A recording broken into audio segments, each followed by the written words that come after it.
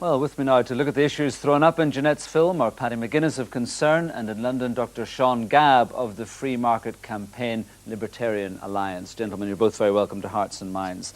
Paddy McGuinness, it seems that traditional aid methods are failing. Even in Malawi, there are more than a quarter of under 5-year-olds are suffering from malnutrition in the countryside. Sending food aid just isn't working.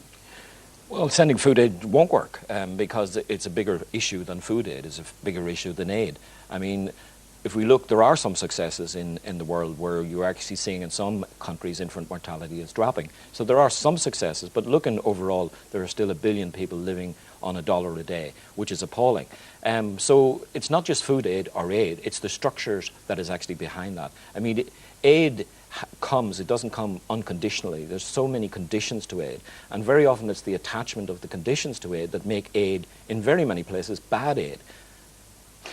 Sean Gabb in London, one African leader said that the causes of the developing world's problems are not bad weather, not poor seeds, but war and basically protectionism by the West. That's why you want to see free trade introduced.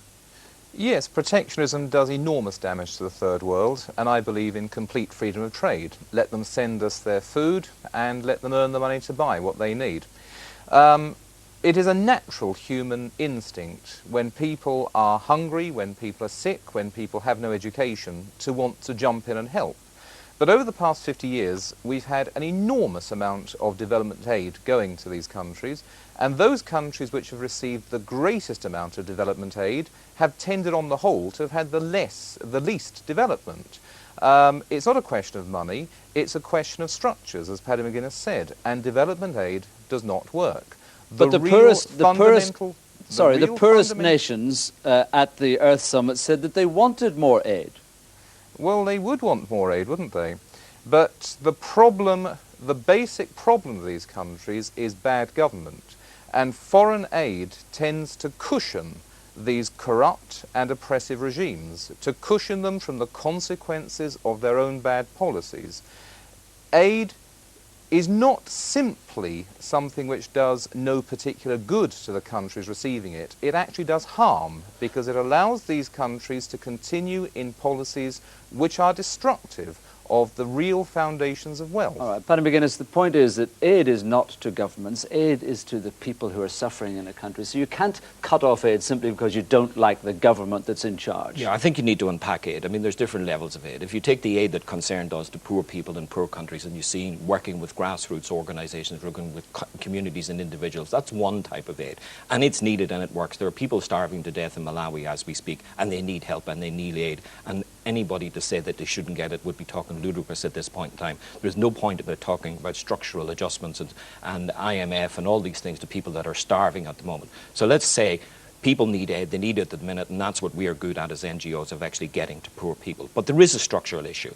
And it's fine saying, well, let's have a free market. Well, let us start with us having the free market first then. Because if you looked at the aid flows to the developing world, in 1999, $350 billion was spent on protecting agricultural production in the West, in our developed economies. That's 7 times more than we give to the whole of the world in aid. And bearing in mind, most of the countries in the developing world are dealing in agricultural products. So, fine, if people want free trade, let's start with the free trade from our side. Because to start with the free trade from their side, we see people saying, well, you must take GMO foods, you have no choice in the matter. Well, there should be a choice in the matter for them people, because if they grow GMO foods, the first thing that will happen to those countries like Malawi or like Zambia or wherever they would have that is that the European Union will not allow any imports of food from those countries, and then will be banned from trading with us. So it's not just an issue of will they or will they not eat GMO foods, it's an issue of trade as well. So I agree with Dr. Gabb in this debate, but there has to be a priority from our side first. I agree with Paddy McGuinness. It is absolutely scandalous that the European Union spends all these billions of pounds on subsidising production here in the European Union. That should be ended immediately, and our market should be thrown wide open to exports from the poor countries, because that would help them much more than any volume of development aid. But where do you stand on the issue that I just put to Paddy? I mean, you can't say we're not going to send you food aid because we don't like your government. It's the worst kind of paternalism, isn't it? When people are just falling down dead of starvation, perhaps one should hold one's nose and hand out the food this time round. But we've been doing this for 50 years. It hasn't worked. We need to find a better way of doing it.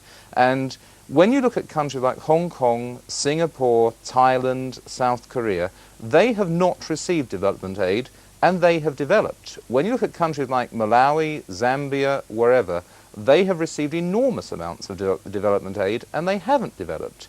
Development aid does not work. Development aid retards development. The money does not go to the people on the ground. Okay. Peter Bauer said that foreign aid is a process by which money is taken from poor people in rich countries and given to rich people in poor countries. And you, Paddy McGuinness, are very much part of that over system. there. Yes, we're part of that system. We are actually helping poor people in our country, and it's rich and poor alike help us in concern, who are helping poor people in the developing world. But it isn't just a matter of throwing open our doors and saying, well, now you can trade with us. Because if you look at some of the economies in the developing world, they're agricultural based, completely agricultural based, and very often dependent on the very natural resources. Ethiopia at the minute, 97% of the area that is growing crops is dependent on rain-fed feeding of crops. If there's a drought, there's a famine. Now, so we have to actually, I agree with opening our doors to trade, but we must do it in a systematic sense and actually build their economies so as they can trade with us, and that means a whole package of other instruments that need to come into play, not just the free market. Huge problems, gentlemen. Thank you very much for your contribution.